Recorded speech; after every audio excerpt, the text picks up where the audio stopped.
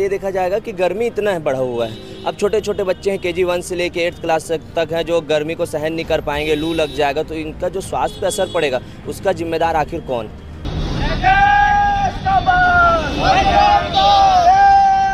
जब पढ़ते थे तो उस समय हम जब 8th से 9th में जाते थे तो हमारा जो छोटा भाई है वो जब 8th में आता था वो उसी बुक को पढ़ता था। तो ये लोग जो है अब शीर्षक और प्रकाशन को बदल देते हैं, फिर नया बुक खरीदने बोलते हैं। क्लास है ना, दिनांक 1 तारीख अप्रैल से कंटिन्यू इन लोग का क्लास लगाया जा रहा है। एक छोटे छोटे बच्चे ऐसे गर्मी में पढ़ाई नहीं कर पाएंगे। और दूसरा चीज जो ऐसे में बजरंग दल के लोग बच्चों की मानसिक और भौतिक विकास के लिए यहाँ पर पहुँचे हुए हैं। इनका उद्देश्य है, समय शुरू हो गया है, बच्चों का एग्जाम जैसे ही खत्म हुआ और पुनः स्कूल को शुरू कर दिया गया, यानी कि बच्चे का जो भविष्य है वो 4 किताबी में ही बंद रहे। यानी कि उन बच्चे का भौतिक विकास, पारिवारिक विकास, सामाजिक विकास और भी ऐसे कई विकास होते हैं जो हर मनुष्य का अधिकार होता है। लेकिन ऐसे में एक बच्चा अगर स्कूल के किताबों में ही अगर खोया रहेगा तो उनको भविष्य में क्या एक अच्छा इंसान बनने में किस तरह से रुकावट हो सकता है, क्योंकि कहा जाता है कि संस्कार घर से मिलता है। लेकिन उन बच्चों को घर में ही रहने का समय नहीं है, बड़े बुजुर्गों के पास समय बिताने के लिए समय नहीं है।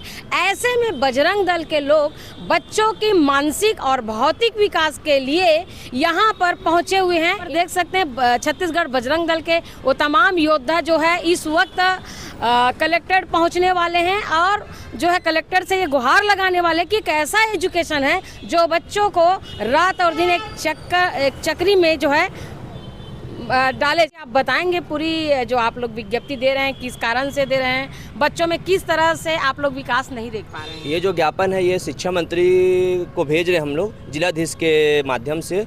और जो बच्चों के लिए जो मांग है वो सबसे पहले ये देखा जाएगा कि गर्मी इतना है बढ़ा हुआ है। अब छोटे छोटे बच्चे हैं KG 1 से लेके 8th क्लास तक हैं जो गर्मी को सहन नहीं कर पाएंगे, लू लग जाएगा तो इनका जो स्वास्थ्य पे असर पड़ेगा उसका जिम्मेदार आखिर कौन अपने ऊपर जिम्मेदारी लेगा?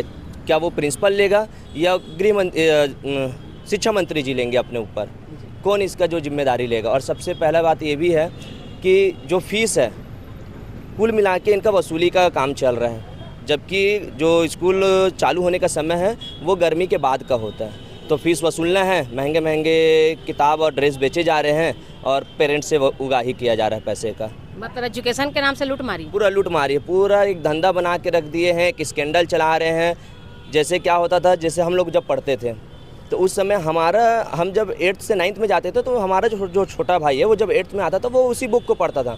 तो ये लोग जो है अब शीर्षक और प्रकाशन को बदल देते हैं, फिर नया बुक खरीदने बोलते हैं। उसके बाद स्कूलों का ये प्रेशर रहता है गार्जियन पर कि आप जाके उसी दुकान उसी वेंडर से आप खरीदिए, और जो बुक 300-400 का आता है गवर्नमेंट में वही मार्केट में 3-4 हज़ार रुपये में बेचा जा रहा है। ये क्या शिक्षा नीति है, ये समझ नहीं आ रहा है। एजुकेशन के नाम में लूटमारी जो है पूरा धंधा बना के रख लिए हैं। ऐसे में आप लोग क्या करेंगे? आज ज्ञापन देने गए हैं, समय लगा तो हम लोग अगर ये नहीं मानेंगे तो शिक्षा मंत्री को तो हम लोग दे ही रहे हैं ज्ञापन जिलाधीश के थ्रू। अगर नहीं समझेंगे तो हम लोग घेराव करेंगे शिक्षा मंत्री का भी।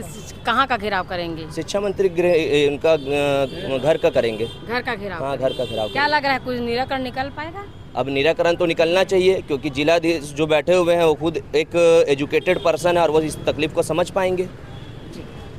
जी आप जी, इसमें क्या है, क्लास 1 से लेके 8 तक जो क्लास बच्चे लोग को पढ़ाया जा रहा है, अप्रैल का 1 क्लास है ना, दिनांक 1 तारीख अप्रैल से कंटिन्यू इन लोग का क्लास लगाया जा रहा है।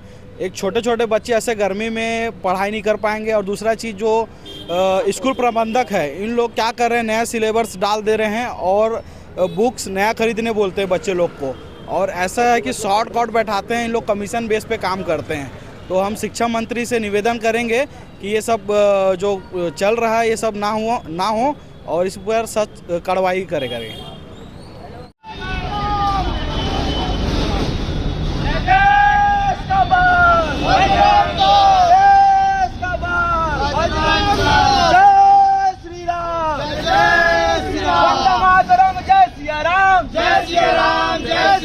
वंदे मातरम, जय सिया राम, जय सिया राम, जय सिया राम।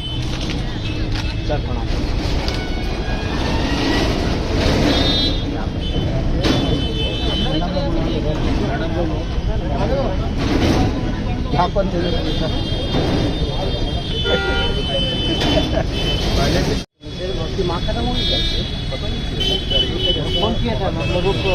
लगाऊंगा बोला चालू कर रहे थे। बाकी जो किताबों का जो रेट है वो सरकारी और जो मार्केट में रेट लग रहा है वो प्राइवेट स्कूलें हैं। हमारे वेंडर से हमारे दुकान से आप लोग की बात करेंगे लोग खरीद रहे हैं, ड्रेस का भी वही चलता है। प्लस में जो डायरेक्टर है उनका लाखों में सैलरी रहता है और बाकी जो शिक्षक है उनका 8,000 10,000 6,000 तक में पढ़ाते हैं।